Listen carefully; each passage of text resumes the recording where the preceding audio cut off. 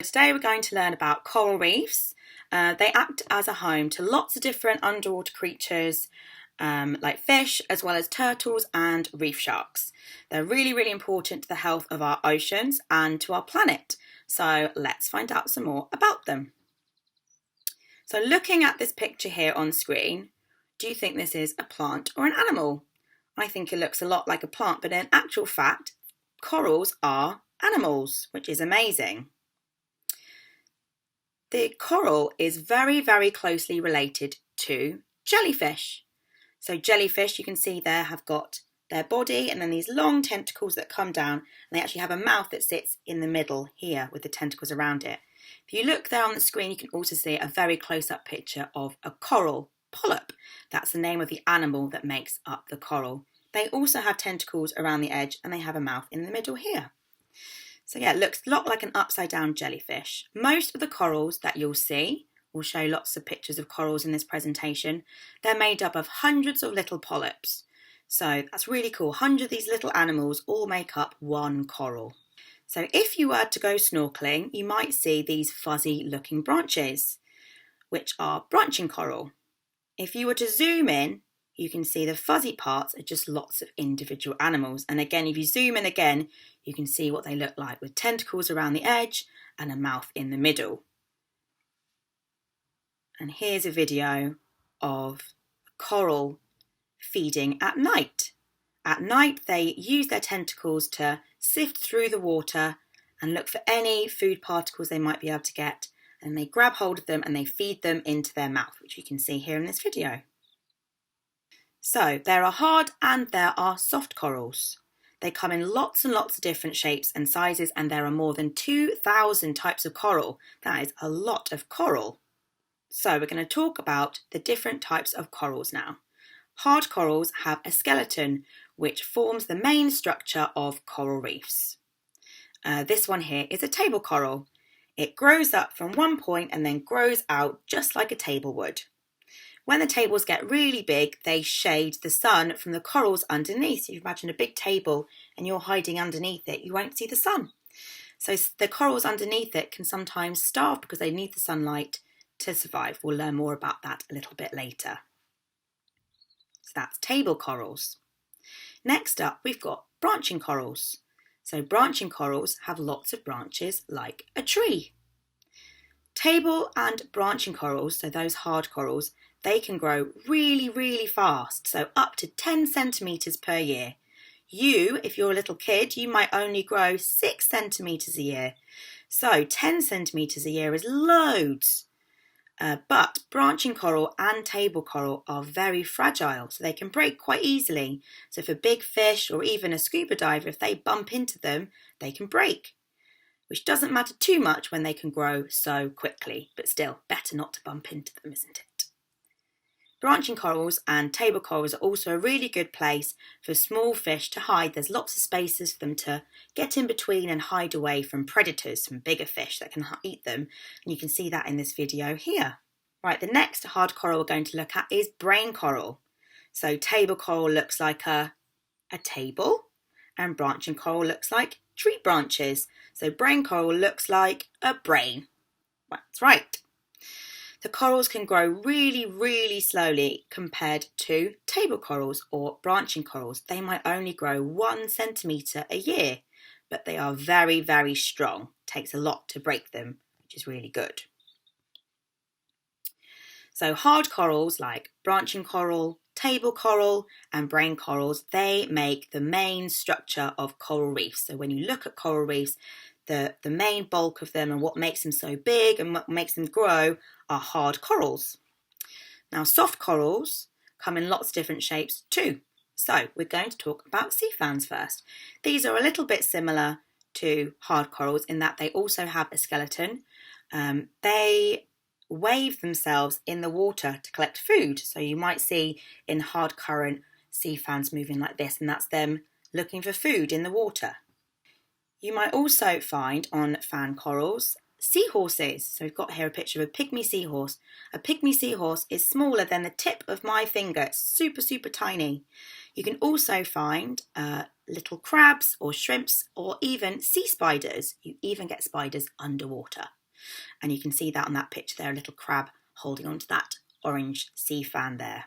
Soft corals, most soft corals, don't have a skeleton or a hard inside.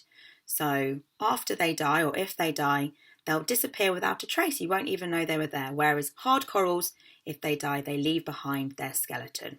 Sponges. Sponges are related to soft coral, but are slightly different as they are made up of one animal. But hard corals and soft corals are made up of hundreds of animals, hundreds of polyps. That's the name of the animal, remember. So sponges are really important as they clean the water. Think about a sponge that you might use in your kitchen or in your bathroom when you're having a bath. Sponges help to get things clean and make things clean. So the same goes for sponges in the ocean. They clean the water. So barrel sponges, you can see a big barrel sponge here on the screen, can be home to sleeping turtles or lobsters. And often you can find little crabs sleeping and hiding in the ridges on the outside of the barrel coral. There's a little purple one there that my sister found on the edge of a barrel coral. So, sea anemones. Those of you who've seen Finding Nemo will recognise anemones probably, and those of you that have been to an aquarium maybe won't recognise an anemone. They're where clownfish live, so where Nemo and his dad lived. These are also very closely related to soft coral, but they actually have a foot. That's right. So they can move around, which most other corals can't. Most other corals, once they grow, they're anchored in place and they don't move, just like a tree would if you think about that. But sea anemones, they can move around the sea floor. Sea anemones can also be home to shrimps and crabs, as well as clownfish, and they come in lots of different shapes and sizes. Here you can see an orangutan crab, and you can also see a little cleaner shrimp. We'll be talking more about the relationship between shrimp and anemones and fish and anemones in our presentation about symbiotic relationships or underwater sea friends. Basically, looking at a sea anemone is like looking at one coral polyp, so one of the animals that makes up the coral, under a microscope. So if you look, there is tentacles there all around the edge and a mouth in the middle. And if you look at the picture of an anemone, you've got tentacles all around the outside and a mouth in the middle as well. So it's very similar. Just like us people do, corals have friends. They have plant friends called algae. The algae is called zooxanthellae, and they live in the coral polyp, and it gives it its lovely colour. So when you're scuba diving or snorkeling, or you might be seeing a coral reef on the television, you can see coral have lots and lots of lovely different colours. They come in purples and blues and oranges, and those amazing colours come from the algae, not from the animal itself, which is really interesting. So during the day, the algae that lives in the coral is busy making food from the sun, just like plants do on land. Almost 90%, so nearly all of the food that our coral has, comes from this process, which is called photosynthesis. So you can see on the screen here what happens to plants on land, and it's very similar underwater. So the plants, the algae, they absorb carbon dioxide from the ocean, and they also take in the energy from the sun.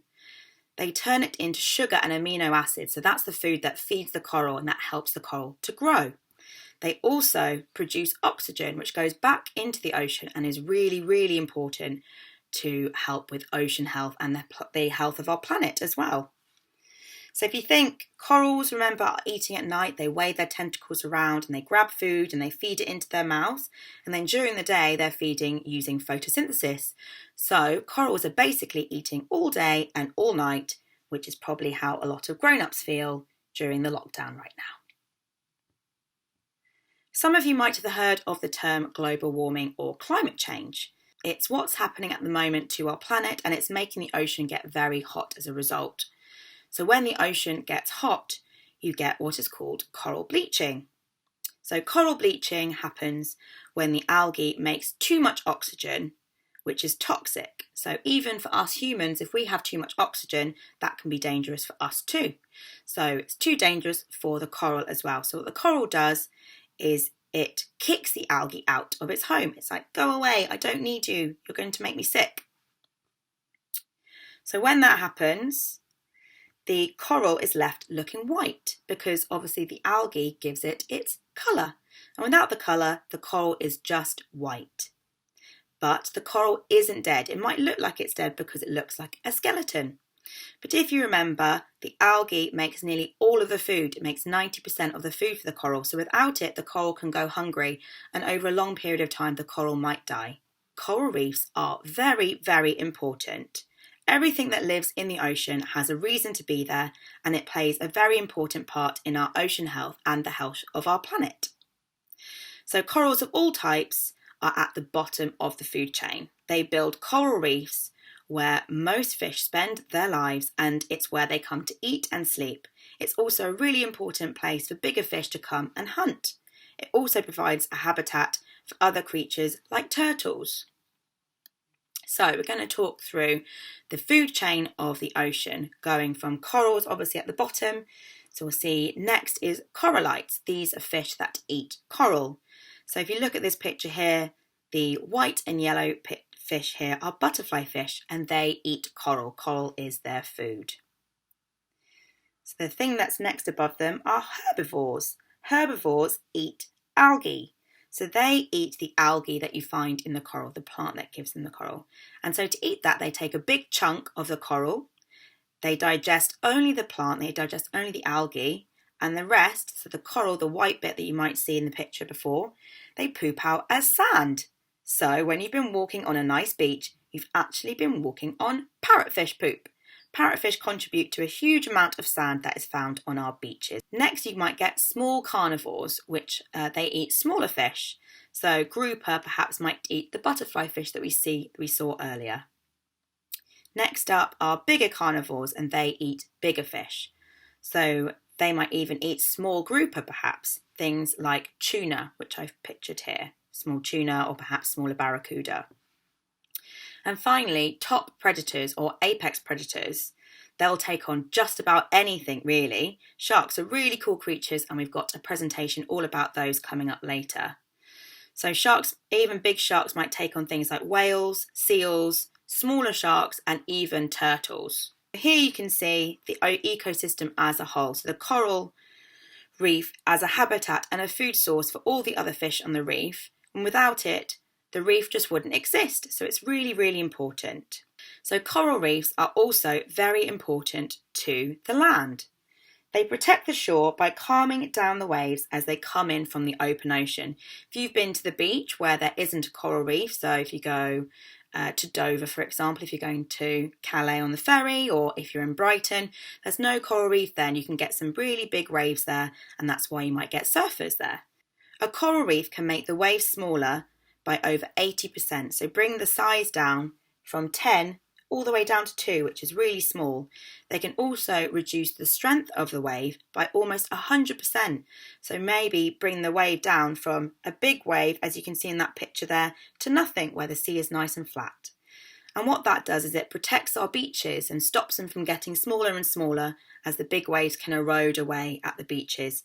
And it also helps prevent coastal flooding, which is really important for the people that live in seaside towns. As you can see from this presentation, coral reefs are really, really important, not just to other fish in the ocean or to our planet, but just to us as well on land. So you might be asking, what are some things that you can do to help protect coral reefs? There are a few things you can do at home, and there are a few things that you can do once you get outside to the beach or if you're in the ocean yourself. So there are big things you can do, like try to stop using single-use plastic. So that might be plastic bottles or using plastic straws. Try to use things that and use plastic that you can use more than once is a really good way of helping the planet, and that in turn helps the ocean and the coral reefs. Remember things like turning off your TV if you're not watching it, or turning off lights when you're not using them. Using less electricity will really, really help coral reefs and also the rest of the planet. It's a really good, easy thing for you to do at home. If you are out at the beach or if you're going swimming, you can look for sun cream that is reef safe. Lots of sun cream, unfortunately, isn't very healthy for our oceans or for coral reefs, but there are some reef-safe sun creams available, and I can put a list of some of them in the comments below the video. Other ways you can help are looking to reduce your carbon footprint. So right now we're obviously inside the house a lot, and perhaps if you're going to the shops you might choose to walk where normally you might drive. So perhaps you can continue to walk, or if you're going to school, can you ride a bike or can you take a scooter? What ways that you travel that mean you're not getting in the car? Can you take a public bus or get on the train? That way you're sharing the load of the travel with other people, and that reduces your carbon footprint. If you go to the beach or if you're underwater, there's a rule that we use, which is take only pictures and leave only bubbles or leave only footprints. So shells and bits of coral that you might find belong in the ocean, so be sure to leave them at the beach or in the water where you find them. Make sure you don't buy any coral or ocean souvenirs. Those things belong in the sea. And if you are interested in snorkeling, or if you've been snorkeling, or perhaps you might be a scuba diver already, you might have your junior bubble maker, or you might have a junior paddy. Remember that when you're scuba diving or snorkeling, try not to touch the coral. As we learned, some coral can be quite fragile and can take some time to grow back. So make sure just to stay on the surface or stay away from the coral and enjoy the view, because there's lots of lovely, lovely things to see. So thank you very much for watching. I'm sorry if you tried to tune into the Facebook Live and it didn't work. We'll be doing Facebook uploads for the other videos from now on. If you have any questions, please pop them in the comments and I'll respond. Also in the comments, I'll be sharing a link to a downloadable activity pack that you can do if you have a printer at home, with some questions. There'll be some cutout activities so you can mix and match and learn about corals and different coral types. And there's also a colouring in page. And for those of you that don't have a printer at home, there is an online quiz version as well that you can complete. So please take pictures. I'd love to see that you guys are learning all about coral reefs. And finally, the next presentations we'll be learning about will be reef fish. So we'll have 2 different sessions on different reef fish. We'll be learning about sharks, turtles, manta rays and rays, cephalopods, so things like octopus, cuttlefish and squid, symbiotic relationships or ocean friends, mangroves, and about plastic pollution. So stay tuned for all of those lessons over the next few weeks.